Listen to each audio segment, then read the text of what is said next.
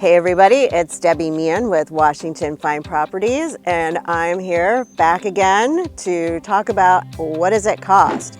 Today we are talking about outdoor riding arenas, and this is a little bit easier to nail down the cost because there's not as many variables with building an outdoor arena as there are with building a barn or different types of structures like that. So we're here outside of my arena right now, and one of the things that we did to save money when we built it is that we had the site prepared at the same time when we did our barn construction site preparation. And by site preparation, I mean it needs to be level, it needs to have a proper base put down. So when we built the barn, that got leveled, they put in the footers and did that. And when we did the arena, basically what our contractor was looking to do was to create this large flat area and also make like a crown and have it drain away. Having that base done properly by somebody who really understands site preparation is really critical. The next step in building an arena is having the proper base. So once you have the site prepared, what the contractor will do will be to bring a base. And in our area of Northern Virginia, that base is usually bluestone that gets compressed. In my arena here, we have about 6 inches of compressed bluestone on as a base, and that all got compressed with like one of those machines that like smushes things down. I forget what it's called. On top of that is where you put your footing. And the footing is the area where there's a lot more variables. So we put a base of sand and we used a manufactured sand. And manufactured sand it's actually the same color as bluestone, but it's ground down to a finer particle and it's a little bit softer. We combine that with sand and manufactured sand in order to create the footing for our ring.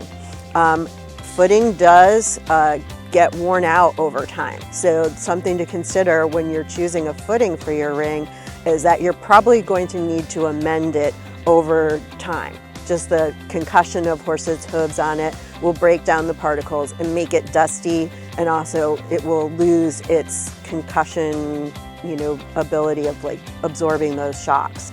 Some of the things that people will do to really improve the footing in their arenas is to add other things to the sand. There's always going to be some sort of sand, but what you add to it or amend it with can greatly improve the performances for your horse, depending on what you want to do in your arena.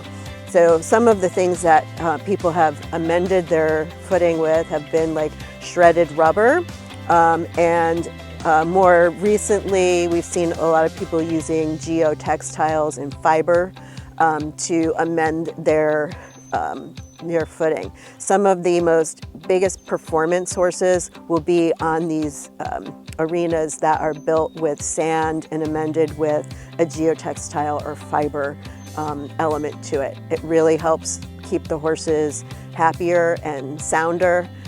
But there is a big cost associated with that. Not only the cost of buying it, but the cost of the equipment that you need in order to groom the arena. So that's definitely something you want to consider when you're talking about your budget for your outdoor arena.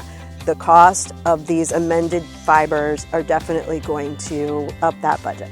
Another consideration for your outdoor arena is lighting. So if you're someone who can always ride during the day, you maybe don't need to have this expense at all. But I know that we needed it, especially in the wintertime when it got dark at 5 p.m. If we wanted to continue riding, we really had to have lights. So you can hire a contractor to come install these arena lights for you. But what we did end up saving some money by doing some of it ourselves.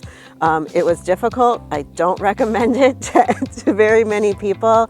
But by buying all of the things separately and trenching our own electric and just getting an electrician to, just hook up the lights, we put up the poles ourselves.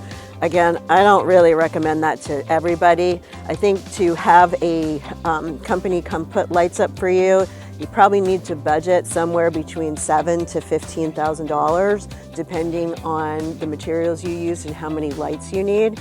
But these are great lights. They light up the whole ring, and it was definitely an expense that we needed to take on.